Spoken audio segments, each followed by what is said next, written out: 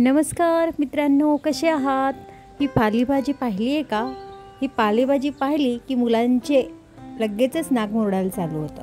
अशा वेळेस जर मुलांना ही पालेभाजी, कारण ह्या पालेभाजीमध्ये जीवनसत्व भरपूर प्रमाणात असतात, फायबर असतं आणि या म्हणजे अगदी हृदयाला आणि मेंदूला पूर्णपणे जीवनसत्व पुरवणारं स्रोत म्हणजे या पालेभाजीमध्ये आहे. त्यामुळे ही पालेभाजी सर्वांनीच आवर्जून खावी. यासाठीच आज आपण, माझे मुलं तर जरा पालेभाजी म्हणले की जास्तच नाक मुरडतात. त्यामुळे मी काय करते, मग त्यांना काहीतरी असं वेगळ्या प्रकारे खाऊ घालायचं, म्हणजे पालेभाजी तर पोटात गेलीच पाहिजे. त्यासाठीच आजची ही स्पेशल रेसिपी आहे. मी पालेभाजीपासून या पराठे बनवलेले आहेत, लेयर्ड पराठे आहेत. तर चला आपण रेसिपीला सुरुवात करूया. इथे मी 2 कप गव्हाचे पीठ घेतलेले आहे आणि 1/4 कप आपण बेसन पीठ घेतलेलं आहे. अर्धा टीस्पून इथे हळद पावडर घातलेली आहे. त्याचबरोबर आपण याच्यामध्ये घालत आहोत चवीनुसार मीठ. त्यानंतर आपण 2 टेबलस्पून तीळ वापरत आहोत. तीळ एवढ्यासाठी घालायचे आहेत की चवीला खूप छान लागतात आणि पराठा दिसायला सुद्धा खूप सुंदर दिसतो. तसेच आपण 1 टीस्पून इथे ओवा घातलेला आहे. ओवा घालत असताना नेहमी थोडासा हातावर चोळून घालायचा, म्हणजे त्याची चव पूर्णपणे या आपल्या पदार्थामध्ये उतरते. त्यानंतर आपल्याला याच्यामध्ये घालायचं आहे 1 टीस्पून काश्मीरी मिरची पूड आणि 1 टीस्पून आपण इथे साधी मिरची पूड वापरलेली आहे.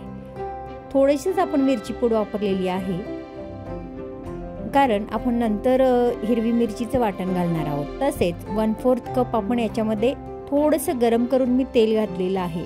गरम करून तेल एवढ्यासाठी घातलेला आहे, जो पराठा आहे तो एकदम मस्त खुसखुशीत आणि थोडासा क्रिस्पी लागतो.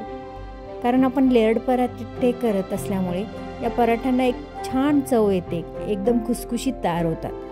आता हे जे सर्व साहित्य आहे ते आपण पूर्णपणे हे पावडर आपण पूर्ण या पिठामध्ये मिक्स केलेलं आहे. ते सर्व एकत्रित मिक्स करून घेऊया. ज्यावेळी आपण पालकमध्ये मिक्स करू त्यावेळी एकत्रित छान मिक्स होतील, म्हणून आपण हे सुरुवातीला सर्व मिश्रण एकत्रित केलेलं आहे. मी जो पालक होता तो स्वच्छ धुवून मिठाच्या पाण्यामध्ये धुवून घ्यायच्यात भाज्या नेहमी, कारण त्याच्यामध्ये जे कीड वगैरे असते ते पटकन निघली जाते. आणि ती बारीक चिरून घेतलेली आहे. पहा, अशा पद्धतीने मी हा पालक बारीक चिरून घेतलेला आहे. कच्चाच आहे, मी थोडासुद्धा बॉईल करून घेतलेला नाही आहे, डायरेक्ट मी फक्त चिरून घेतलेली आहे. याच्यामध्ये आपण 2 टेबलस्पून अद्रक, मिरची आणि लसूण यांचे वाटण घालून घेतलेले आहे. त्याचबरोबर आपण जे पीठ रेडी केलं होतं ते याच्यामध्ये घालून पिठाचा घट्टसर असा आपण गोळा तयार करून घेऊयात.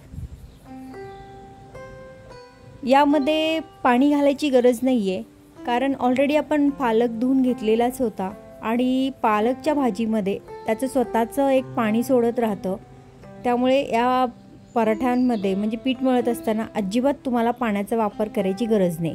जेवढा तुम्ही त्या पालकच्या ज्या कापलेल्या रसामध्ये पीठ मळाल तितकं पराठ्यांना चव येते. पाणी घालायची अजिबात गरजच पडत नाही. थोडंसं लास्टला हाताला तेल लावून घ्यायचं आहे आणि पिठाचा घट्ट असं गोळा आपला तयार करून घ्यायचा. एकसारखं पीठ असं आपलं मळून झालेलं आहे. लगेचच आपण पराठे करायला सुरुवात करूया, कारण जास्त वेळ जर तुम्ही हे पीठ ठेवलं तर ते लूज पडू शकतं. आता आपण इथे थोडंसं मेल्ट करून बटरसुद्धा घेतलेलं आहे. सुरुवातीला मी पोळपाटावर थोडंसं पीठ टाकून घेतलेलं आहे आणि या पोळपाटावर आपण एक छोटासा गोळा घेतलेला आहे. आपण जो पीठ पराठ्यांसाठी तयार करून घेतलं त्याचा एक मोठी लाटी लाटून घ्यायची आहे. आता याला जे मेल्ट करून आपण बटर घेतलेलं होतं ते बटर लावून घेऊयात सर्व बाजूनी. थोडा चटपटा असा आपल्याला पराठा तयार करायचा आहे, कारण मुलांच्यासाठी बनवतो त्यामुळे थोडंसं चटपटीत असलंच पाहिजे. तर या ठिकाणी मी काय केलेलं आहे, थोडंसं पनीर किसून घेतलेलं आहे त्याच्यावरती. या ठिकाणी तुम्ही चीजचा देखील वापर करू शकता. तसेच चटपटापणा आणण्यासाठी मी इथे पावभाजी मसाला वापरलेला आहे वरती.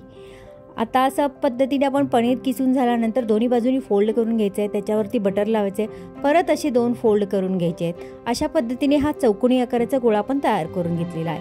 आता याचा आकार आपण चौकोनी मेंटेन करण्यासाठी फक्त आपण अशा पद्धतीने दोन्ही साईडनी लाटून घ्यायचं आहे। पहा, याचा आकार पहा, मी असाच फक्त चौकोनी आकारातच केलेला आहे। तवा मी गरम करत ऑलरेडी ठेवलेलाच होता, त्याच्यावर आता हा पराठा आपण या ठिकाणी मी बटर लावून शेकणार आहे। जर तुमच्याकडे तूप वापरणार असाल तर तुम्ही तूप लावून सुद्धा शेकला तरी सुद्धा चांगलेच आहे। माझ्या मुलांना जरासं बटर लावून जर कोणताही पदार्थ दिला तर त्यांना खूप आवडतं, त्यामुळे इथे मी बटरचा वापर केलेला आहे। त्यांना तुपाचा स्मेल थोडासा आवडत नाही, त्यामुळे मी इथे बटरचा वापर केलेला आहे। दोन्ही बाजूनी अगदी खरपूस छान भाजून घ्यायचं आहे। मस्त असे हे खरपूस आणि लेयर्ड पराठे तयार होतात, टेस्टी होतात। अशाच पद्धतीने आपण दुसरा पराठा देखील तयार करून घेऊया। पनीर जे आहे ते थोडंसं ड्राय असलेलंच घ्यायचं आहे, म्हणजे जे फ्रोझन पनीर असतं ते वापरलं तर छान आहे, कारण जर फ्रेश पनीर असेल तर त्याला पाणी सुटतं। पहा, अशा पद्धतीने आपण दुसरा पराठा देखील करून घेऊयात आणि असं बटर लावून या तूप लावून तुम्ही शेकू शकता। फ्रोझन पनीर थोडंसं कडक असतं, त्यामुळे ते किसायला खूप इझी जातं, त्यामुळे असं पराठे वगैरे बनवत असाल त्यावेळी फ्रोझन पनीरचा वापर केला तर खूपच छान। अशा पद्धतीने आपण हे दोन्ही पराठे करून चांगले शेकून घेऊयात। तसेच माझी रेसिपी तुम्हाला कशी वाटली? आजची रेसिपी जर तुम्हाला आवडली असेल तर व्हिडिओला नक्कीच लाईक करा। माझ्या मुलांना तर ही आजची रेसिपी खूपच आवडते, कारण त्यांना अशा पद्धतीने म्हणजे माझं एक हे असतं की पालेभाजी मुलांनी खावेत, त्यासाठी मी अशाच वेगवेगळ्या प्रकारचे म्हणजे आयडियाज लावून त्यांना पनीर या चीज वगैरे घालून पालेभाज्या देत असते। तुम्हाला कशी वाटली माझी आयडिया? जर आवडली तर नक्कीच रेसिपीला लाईक करा, जास्तीत जास्त शेअर करा।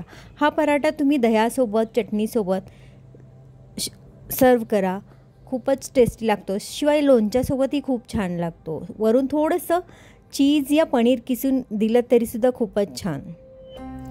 पहा, आपला जो पराठा रेडी झालेला आहे त्याचे लेयर्स पहा, खूपच छान आणि खुसखुशीत असा हा पराठा तयार होतो, कारण याच्यामध्ये आपण गरम तेल करून घातलेलं आहे, त्यामुळे आणि आत बटरसुद्धा आपण लावलेलं असल्यामुळे अगदी छान असा पराठा होतो, क्रिस्पी पराठा होतो।